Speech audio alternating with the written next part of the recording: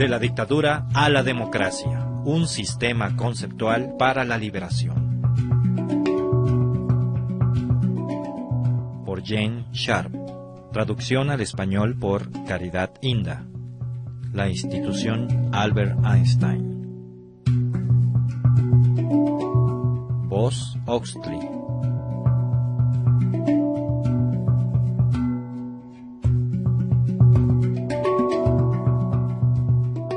Capítulo 5.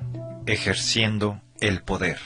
En el capítulo 1, advertimos que la resistencia armada contra las dictaduras no las afecta donde son más débiles, sino más bien donde son más fuertes. Al escoger competir en el campo de las fuerzas militares, el suministro de armamentos, la tecnología armamentista y demás, los movimientos de resistencia tienden a situarse donde están en clara desventaja. Las dictaduras casi siempre podrán desplazar recursos superiores en esas áreas.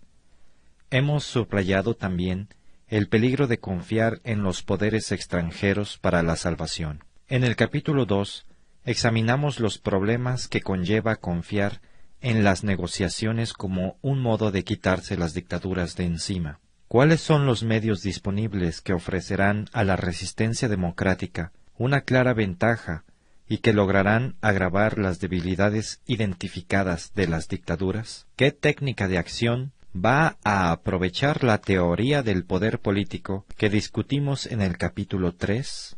La alternativa a escoger es el desafío político. El desafío político tiene las siguientes características. No acepta que los resultados sean decididos por los medios de lucha escogidos por la dictadura. Es difícil para el régimen combatirlo. Puede agravar extraordinariamente las debilidades de la dictadura y negarle acceso a sus fuentes de poder. Puede dispersarse ampliamente en cuanto a la acción, pero también puede concentrarse en un objetivo específico. Conduce a errores de juicio y de acción por parte de los dictadores. Puede utilizar a la población como un todo y a los grupos e instituciones de la sociedad en la lucha y acabar con el dominio brutal de unos pocos. Sirve para acrecentar la distribución del poder efectivo en la sociedad, haciendo que el establecimiento y mantenimiento de una sociedad democrática sea más viable. La dinámica de la lucha no violenta. Como sucede con la capacidad militar, el desafío político se puede emplear con una variedad de propósitos que van desde esforzarse por influir en los opositores para que hagan cosas diferentes, crear condiciones para la solución pacífica de un conflicto, hasta desintegrar el régimen de los adversarios. Pero la dinámica del desafío político es muy diferente a la de la violencia. Aunque ambas técnicas son herramientas para luchar, lo hacen por medios muy distintos y con distintas consecuencias. Los modos y resultados de un conflicto violento son bien conocidos. Las armas físicas se usan para intimidar, herir, matar y destruir. La lucha no violenta es una técnica mucho más variada y compleja que la violencia. A diferencia de esta, es una lucha que emplea armas políticas, económicas, sociales y psicológicas aplicadas por la población y las instituciones de la sociedad. A estas armas se les ha conocido bajo diversos nombres, como protestas, huelgas, desobediencia o no cooperación, boicot, descontento y poder popular. Como advertimos antes, todos los gobiernos pueden gobernar mientras, por medio de la cooperación, sumisión y obediencia de la población y de las instituciones de la sociedad, reciban el constante refuerzo de las fuentes de poder que necesitan. El desafío político, a diferencia de la no violencia, es el instrumento idóneo para negarle acceso al régimen a esas fuentes de poder. Las armas y la disciplina no violentas. El error común de las campañas improvisadas de desafío político es la dependencia o confianza en uno o dos procedimientos, tales como las huelgas y las manifestaciones. De hecho, existe una multitud de procedimientos que les permiten a los estrategas de la resistencia tanto concentrar como dispersar la resistencia según haga falta. Se han podido identificar hasta cerca de 200 métodos de acción no violenta y, por supuesto, hay muchos más. Estos procedimientos se clasifican en tres grandes categorías: protesta y persuasión, no cooperación e intervención. Los métodos no violentos de protesta y persuasión son mayormente manifestaciones simbólicas que incluyen desfiles, marchas y vigilias, 54 métodos. La no cooperación se divide en tres subcategorías. A. De no cooperación social. Existen 16 métodos. B. De no cooperación económica. El boicot inclusive. Existen 26 métodos. Y huelgas, 23 métodos. Y C. De no cooperación política. Existen 38 métodos. La intervención no violenta mediante procedimientos psicológicos, sociales, económicos o políticos tales como el ayuno, la ocupación no violenta y el gobierno paralelo, existen 41 métodos, es el último grupo. Una lista de 198 de estos métodos se incluye en el apéndice de esta publicación. Es probable que a cualquier régimen ilegítimo les cause graves problemas el uso de un número considerable de estos métodos, cuidadosamente escogidos, aplicados persistentemente y en gran escala, fundidos en el contexto de una sabia estrategia y de tácticas apropiadas por civiles adiestrados. Esto es aplicable a todas las dictaduras.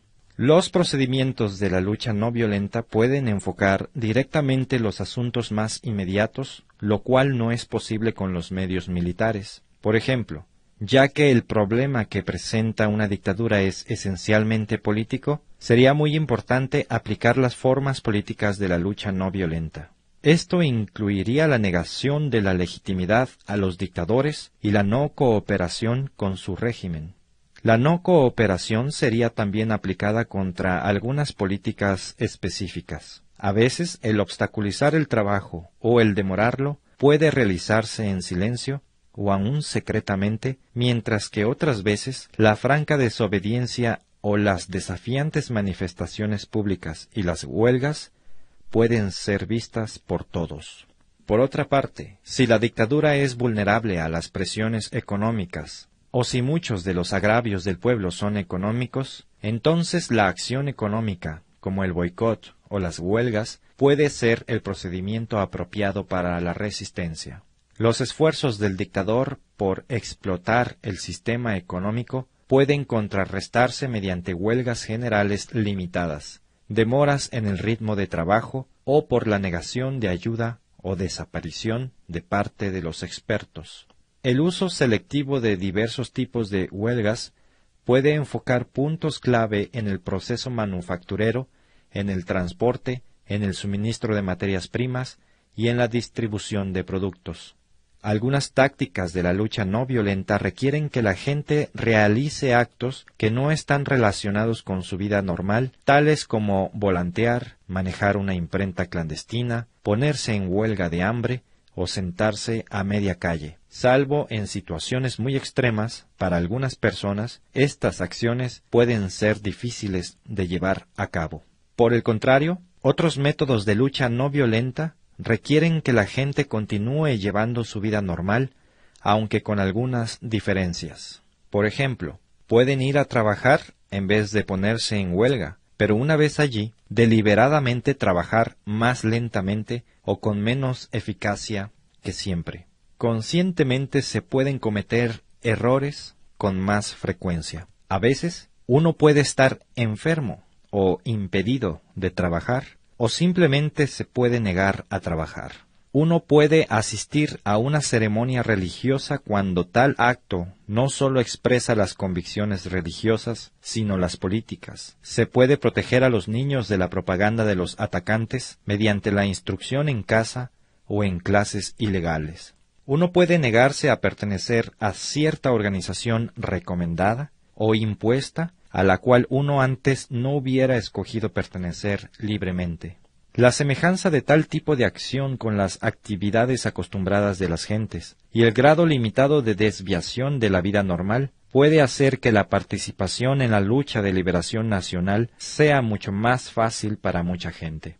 Como la lógica de la lucha no violenta difiere en muchos aspectos de la acción violenta, hasta una violencia limitada sería contraproducente durante una campaña de desafío político porque desviaría la lucha hacia un campo donde los dictadores tienen una ventaja abrumadora, la contienda armada.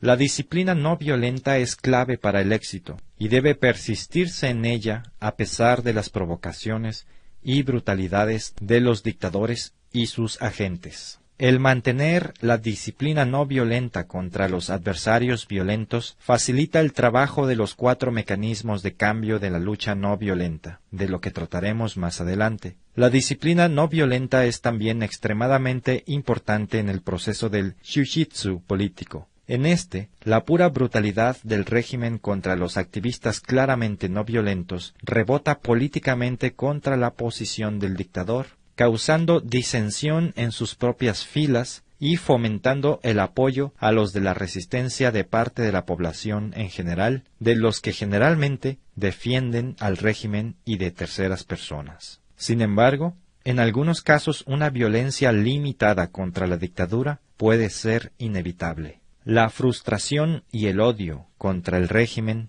pueden explotar violentamente, o bien ciertos grupos pueden no estar deseosos de abandonar el uso de medios violentos, aun cuando reconozcan el importante papel de la lucha no violenta. En estos casos no es necesario abandonar el desafío político. Sin embargo, será necesario separar la acción violenta lo más posible de la acción no violenta. Esto ha de hacerse en términos geográficos, de sectores de la población, de tiempo y de problemas. De otro modo, la violencia puede tener efectos desastrosos sobre el uso del desafío político, el cual potencialmente es mucho más poderoso y eficaz. La historia indica que aun cuando se espera que haya víctimas, tanto muertos como heridos, en el desafío político las habrá en número mucho menor que las que se producirían en la contienda armada. Es más, este tipo de lucha no contribuye al ciclo interminable de matazón y brutalidad.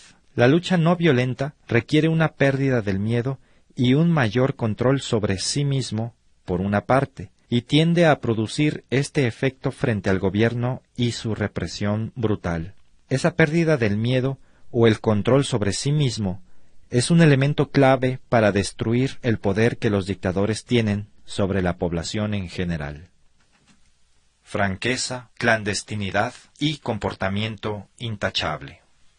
La clandestinidad, el engaño y la conspiración subterránea le plantean problemas muy graves a un movimiento que emplee la acción no violenta. A menudo es prácticamente imposible impedir que los agentes de la policía o de la inteligencia se enteren de las intenciones y los planes. Desde la perspectiva del movimiento, el clandestinaje no solo tiene sus raíces en el miedo, sino que contribuye a aumentarlo. Esto reblandece el espíritu de la resistencia y reduce el número de personas que podrían participar en una acción específica. También puede contribuir a que dentro del movimiento haya sospechas y acusaciones, a menudo injustificadas, acerca de quién podría ser un informante o un agente de los contrarios. El secreto también puede afectar la habilidad de un movimiento para persistir en la práctica de la no violencia. Al contrario, la franqueza en cuanto a planes e intenciones contribuirá a dar la imagen de que el movimiento de resistencia es en extremo poderoso. El problema, por supuesto,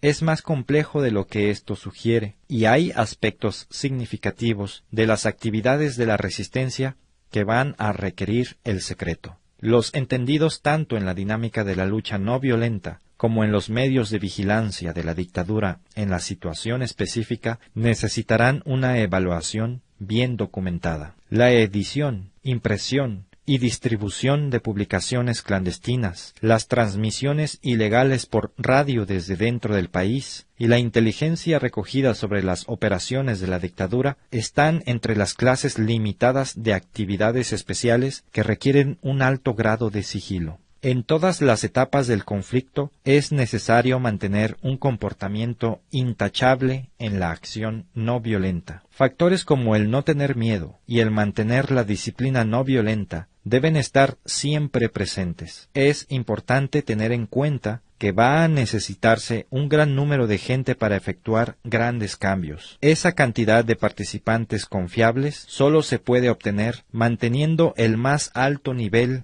de comportamiento. Cambios en las relaciones de poder.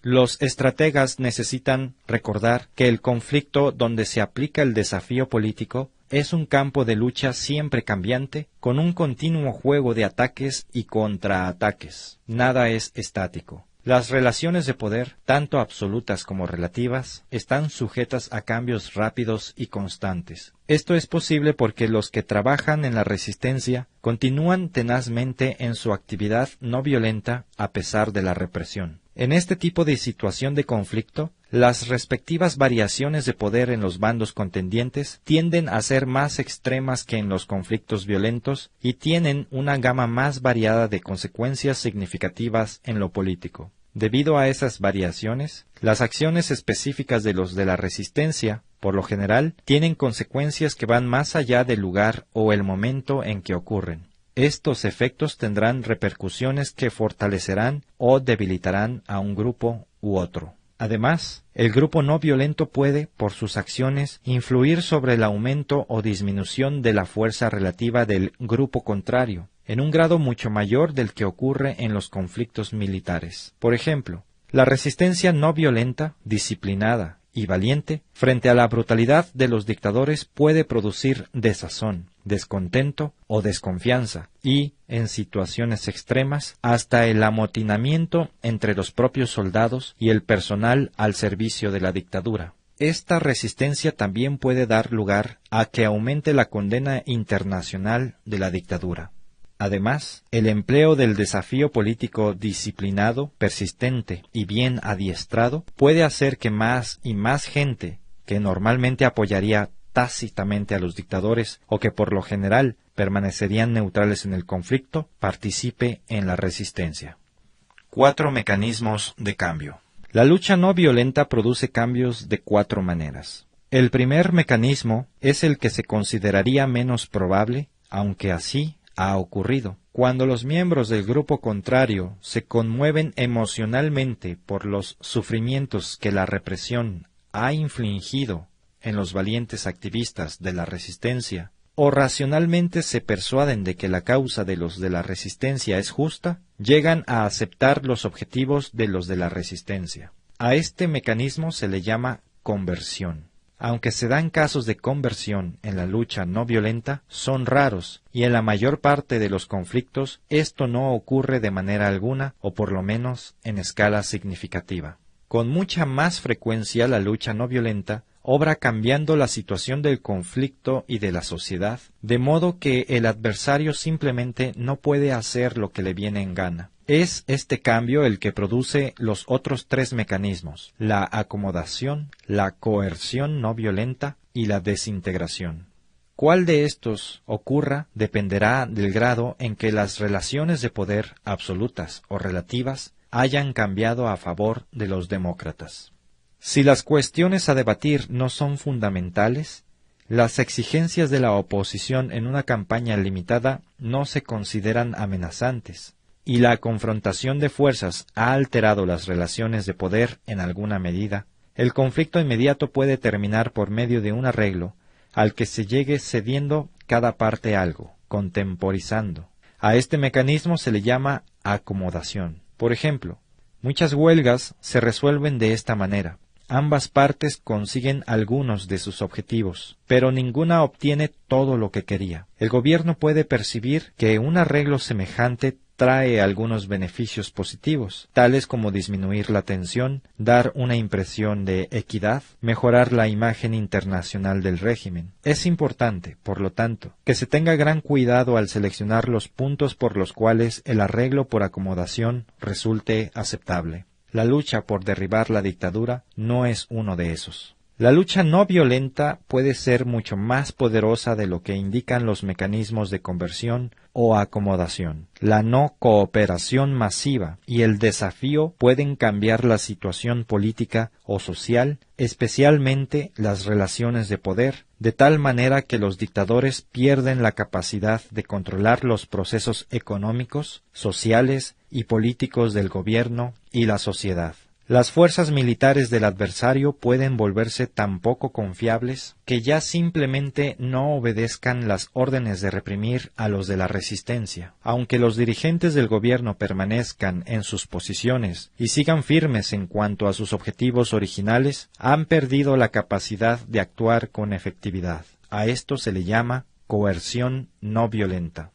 En algunas situaciones extremas, las condiciones que ha producido la coerción no violenta van aún más lejos. La dirigencia adversaria, de hecho, pierde toda su capacidad de actuar y se viene abajo toda su estructura de poder. La autoconducción, la no cooperación y el desafío de los de la resistencia se hacen tan perfectos que sus adversarios ahora carecen hasta del simulacro de control sobre ellos. La burocracia del adversario se niega a obedecer a su propia dirigencia. Las tropas de los adversarios y su policía se amotinan. Los simpatizantes y colaboradores del poder adverso repudian a sus antiguos dirigentes y les niegan derecho alguno a mandar. A partir de esto, la antigua obediencia y colaboración desaparecen. El cuarto mecanismo de cambio, la desintegración del sistema del adversario, es tan completo que éste no tiene siquiera poder suficiente para rendirse.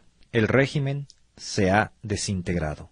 Al planificar las estrategias para la liberación, estos cuatro mecanismos deben tenerse en cuenta. Algunas veces operan por casualidad. Sin embargo, la selección de uno o más de estos como el mecanismo de cambio escogido para que obre en el conflicto hará posible que se formulen estrategias específicas que se refuercen mutuamente. La selección de uno o más mecanismos dependerá de numerosos factores, inclusive del poder absoluto y relativo de los grupos contendientes y de las actitudes y objetivos del grupo no violento. Efectos democratizadores del desafío político. En contraste con los efectos centralizantes de las sanciones violentas, el empleo de las técnicas de la lucha no violenta contribuye a democratizar la sociedad de varias maneras. Una parte del efecto democratizador es negativo. Esto es, en contraste con los medios armados, esta técnica no suministra un instrumento para la represión bajo el mando de una élite gobernante, que pueda volverse contra la población para establecer y mantener una dictadura. Los líderes de un movimiento de desafío político pueden influir en o presionar a sus seguidores, pero no pueden ni encarcelarlos ni ajusticiarlos si disienten o escogen otros líderes. La otra parte del efecto democratizador es positiva. Esto quiere decir que la lucha no violenta le da a la población armas para la resistencia que podrán usar para defender sus libertades tanto contra los dictadores que existen como contra los que puedan existir. A continuación, mencionamos varios de los efectos democratizadores positivos que tiene la lucha no violenta. La experiencia de aplicar la lucha no violenta puede hacer que la población confíe más en sí misma en cuanto a desafiar las amenazas del régimen y la capacidad de éste para la represión violenta. La lucha no violenta entrega las armas de la no cooperación y el desafío mediante las cuales la población puede resistirse a los controles no democráticos que imponga sobre ella cualquier grupo dictatorial. La lucha no violenta se puede usar para defender la práctica de las libertades democráticas, tales como la de expresión, la prensa libre, las organizaciones independientes y el derecho a reunirse enfrentándose a controles represivos. La lucha no violenta contribuye en forma importante a la supervivencia, renacimiento y fortalecimiento de los grupos e instituciones independientes de la sociedad, como mencionamos antes. Estas son importantes para la democracia por el valor que tienen para movilizar la capacidad de poder de la población y de imponerle límites al poder efectivo de cualquier dictador en potencia. La lucha no violenta suministra armas mediante las cuales la población logra concentrar su poder contra la acción represiva, policíaca o militar ejercida por un gobierno dictatorial. La lucha no violenta ofrece métodos mediante los cuales la población y las instituciones independientes pueden, en interés de la democracia, restringirle o negarle los recursos de poder a la minoría gobernante y, por lo tanto, amenazar su capacidad de seguir ejerciendo la dominación.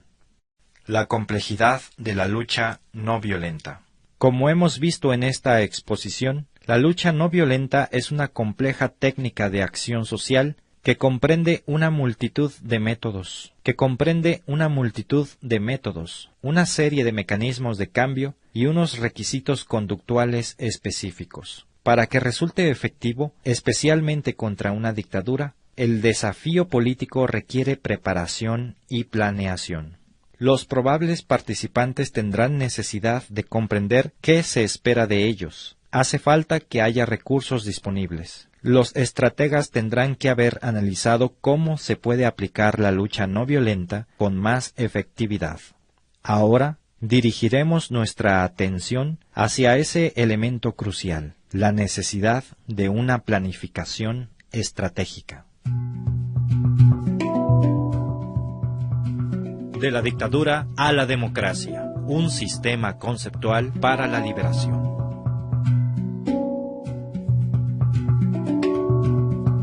La misión del Instituto Albert Einstein es promover a nivel mundial el estudio y uso estratégico de la acción no violenta en casos de conflicto.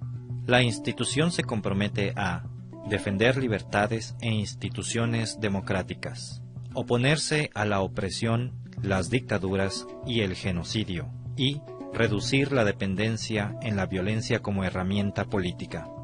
Para lograr estos fines, se procederá de tres maneras: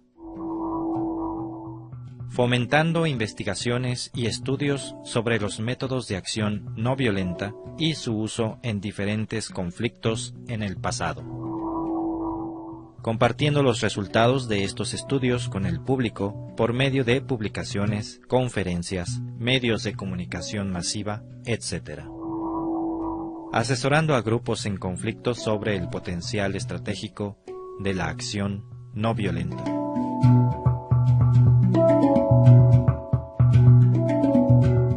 De la dictadura a la democracia, un sistema conceptual para la liberación.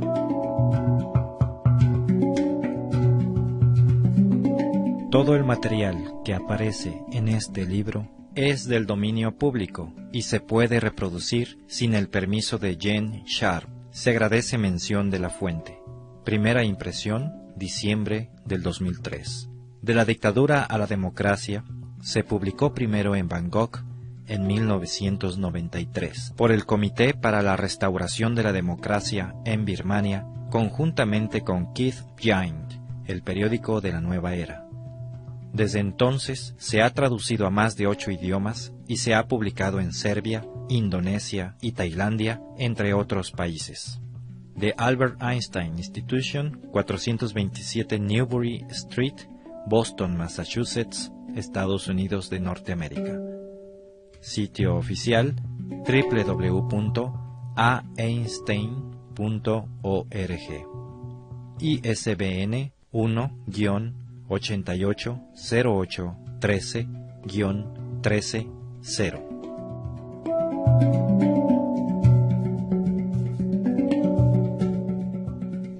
Los tracks musicales utilizados en este audiolibro fueron tomados del sitio www.freemusicarchive.org.